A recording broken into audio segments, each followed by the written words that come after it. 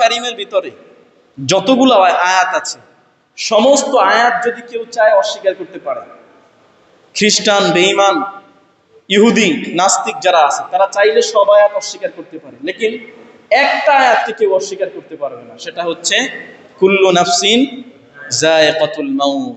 সমস্ত মানুষকে মৃত্যুর স্বাদ গ্রহণ করতে হবে।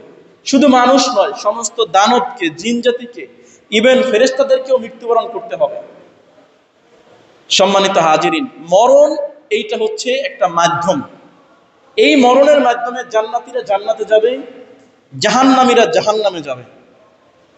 মরণ ছাড়া কারো পক্ষে জান্নাতে যাওয়া সম্ভব নয়, দুনিয়াতে জান্নাত পাওয়ার সুযোগ নাই। সম্মানিত হাজিরিন, আসুন একটু মরণের ব্যাপারে জানি। আল্লাহ রাব্বুল আলামিন বলেন, কুল ইন্নাল মাউতাল্লাযী তাফিররুনা মিনহু ফাইন্নাহু মুলাকীকুম সুম্মা তুরাদ্দুনা ইলা আলিমিল গায়বি ওয়াশ শাহাদাতি ফায়ুনাব্বিউকুম বিমা কুনতুম তা'মালুন। রাব্বুল আলামিন বলেন, কুল, ও নবী আপনি বলে দিন, ইন্নাল মাউতাল্লাযী তাফিররুনা মিনহু, যেই মরণ দেখে তোমরা পলায়ন করো, যেই মরণ থেকে তোমরা পালিয়ে বেড়াও, এই মরণ তোমাদের সকলের সাথে মোলাকাত করবে। আর মোলাকাত করার পরে আল্লাহ রাব্বুল আলামিনের সাথে তোমাদের সাক্ষাৎ করাবে। ফায়ুনাব্বিউকুম বিমা কুনতুম তা'মালুন, আর আল্লাহ রাব্বুল আলামিন তোমাদেরকে জানিয়ে দিবেন তোমরা তোমাদের দুনিয়ায় বসে যেই কাজগুলো করে এসেছো। অর্থাৎ মরার পরে আল্লাহ রাব্বুল আলামিনের সামনে বান্দারা যখন দাঁড়াবে, আল্লাহ রাব্বুল আলামিন বান্দাদের জীবনে করা সমস্ত আমলনামা তার সামনে তুলে ধরবেন।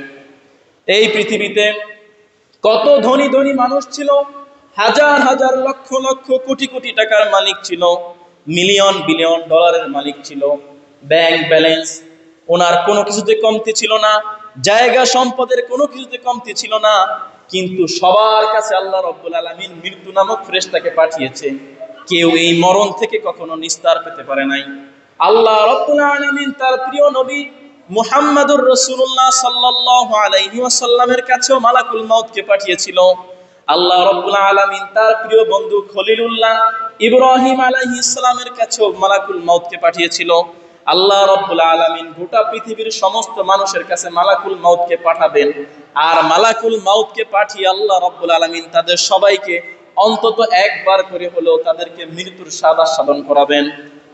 সম্মানিত হাজিরিন, আল্লাহ রাব্বুল আলামিন বলেন, আইনামা তাকুনু ইয়াতি বিকুমুল্লাহু জামিআ, তোমরা যেখানেই থাকো না কেন আল্লাহ রাব্বুল আলামিন তোমাদের সবাইকে আল্লাহর নিকটে পাকড়াও করে নিয়ে আসবে। আল্লাহ থেকে পালানোর কোনো সুযোগ নেই। আইনামা তাকুনু ইউদ্রিকুমুল মাউত, তোমরা যেখানেই থাকো না কেন আল্লাহ রাব্বুল আলামিনের নির্ধারিত মরণ তোমাদের সবাইকে পাকড়াও করবেই।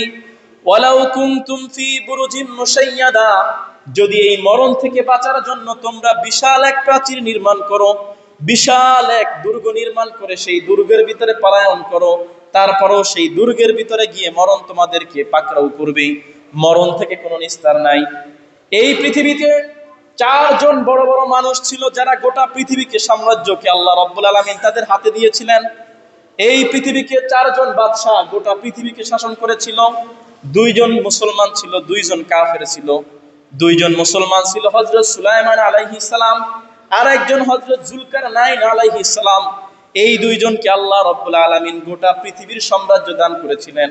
আর দুইজন কাফেরকে দিয়েছিলেন, একজন হচ্ছে কারুন, আর একজন হচ্ছে বখতে নাসর। ইতিহাসে যাকে বলা হয় নেবুচাঁদনাইজার বলা হয় বখতে নাসরকে। এই চারজন মানুষকে আল্লাহ রাব্বুল আলামিন গোটা পৃথিবীর রাজত্ব দান করেছিলেন। ওনাদের এত সম্পদ ছিল, পাহাড়ের পর পাহাড়, সোনার পাহাড় ছিল ওনাদের, টাকা পয়সা কোনো কিছুতে অভাব ছিল না। যুগ যুগ ধরে ওনারা জমিনের উপরে শাসন করেছিল। কিন্তু এমন একটা সময় এসেছে আল্লাহ রাব্বুল আলামিন তার প্রিয় নবীদেরকেও ছাড় দেন নাই, কাফেরদেরকেও ছাড় দেন নাই। আল্লাহ রাব্বুল আলামিন কাফেরদের কাছে যেমনি ভাবে মালাকুল মউতকে পাঠিয়েছেন, নবীদের কাছেও তেমনি ভাবে মালাকুল মউতকে পাঠিয়েছেন। এমনকি আল্লাহ রাব্বুল আলামিন গরিবের কাছেও মালাকুল মউত পাঠান, ধনীর কাছেও মালাকুল মউত পাঠান। মোট কথা, মালাকুল মউতের হাত থেকে কোনো মানুষ কখনো রক্ষা পায়